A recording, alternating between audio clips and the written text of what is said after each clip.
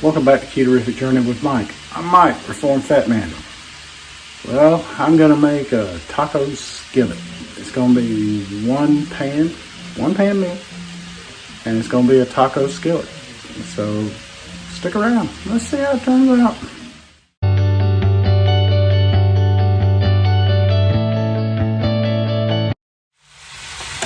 Okay, I got a package of ground beef. I want to say it was close to 2 pounds because we'll make this for more than one meal. But I'm browning it, just standard browning. I won't keep you around for doing that. Won't bore you with the browning of meat because I'm sure y'all have browned meat before. So I've browned this meat and I took a lot of the fat out of it and I've added in. While it was cooking, I did add a little bit of salt to the meat. Not much, just a little. And after taking out a lot of the fat, I have put in taco seasoning and some water. And now I'm mixing it in. Now the taco seasoning, it was a homemade seasoning of mine. And it's the equivalent of 2 pouches, since I've got roughly 2 pounds of meat here. If you were to buy it in the store, it'd be the equivalent of 2 pouches. So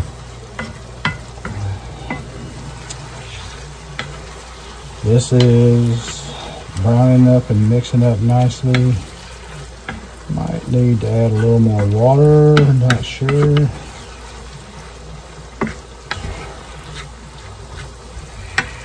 Alright, now let me get some mushrooms and we're going to add them to it.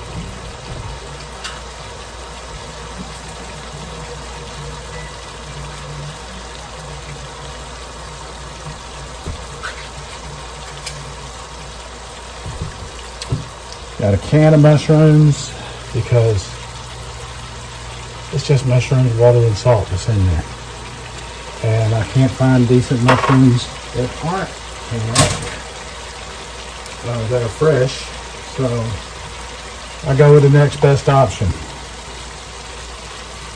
And this is just on a simmer. I got it on the lowest setting on the stove. And I'm going to let it reduce with it in there.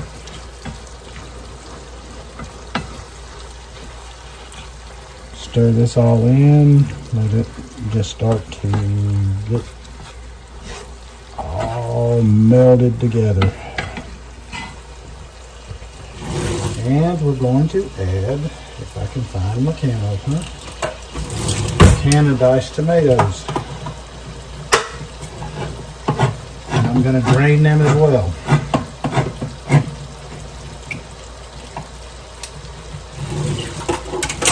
Drain the mushrooms, I'm going to drain these.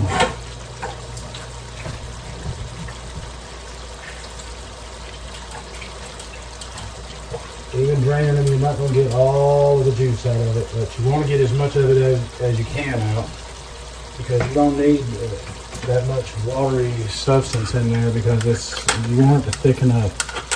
Now if I can just get the lid to come out.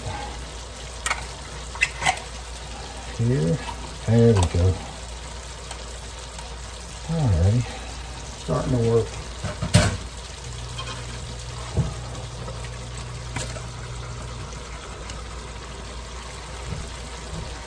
There's our can of tomatoes.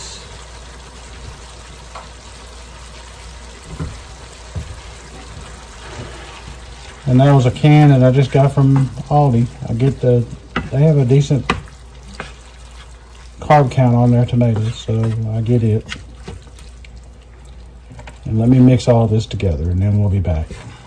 Okay, I've added in some diced green peppers and some diced onions.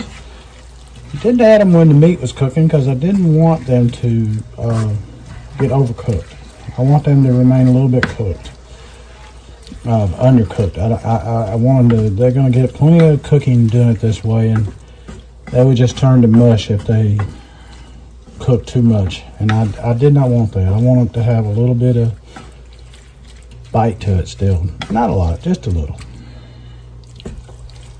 I'm going to turn this heat up a little bit. It does need a little more water.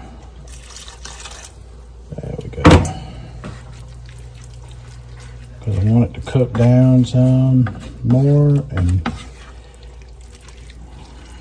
if you can let it cook down good, the taco seasoning will really start to come out in it, and it will smell magnificent and taste even better than it smells.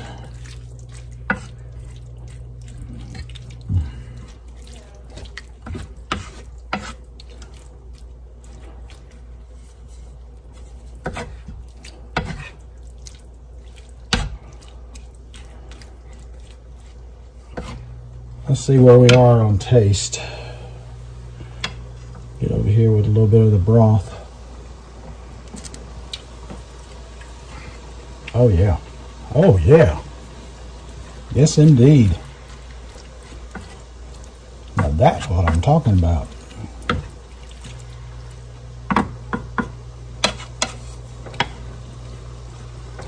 We are going to add cheese to this too.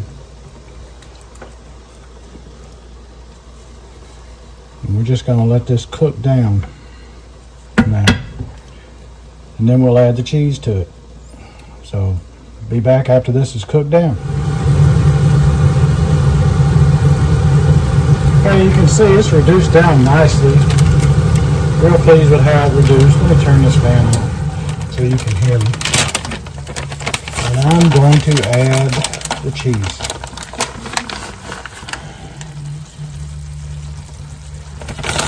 I am just using some medium cheddar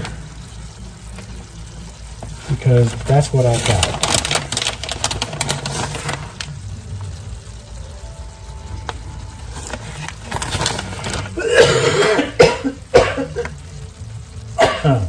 Oh, pardon me. Something jumped up in my throat.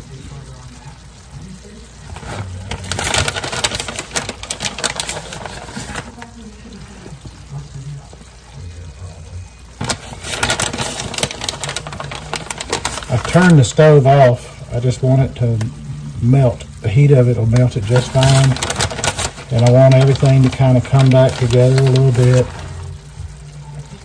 so it'll be ready to serve. And because right now it's molten lava, and you can't serve it that way.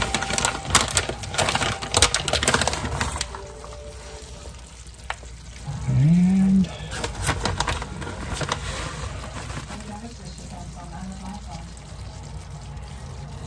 there we go. All right, now we just let it melt, and I'll show you what it looks like after it comes together and everything's melted together and good. So it won't take long. Be right back. So I've not only taken it, turned the heat off. I have an electric stove, so there's residual heat, and it'll stay in there for a while for it to wait to cool down. But I've removed it from the heat too. You can see it's melted in nicely. Everything has come back together, and this is going to be wonderful. So I'm going to try a taste of it because it is molten lava still. This is cheers.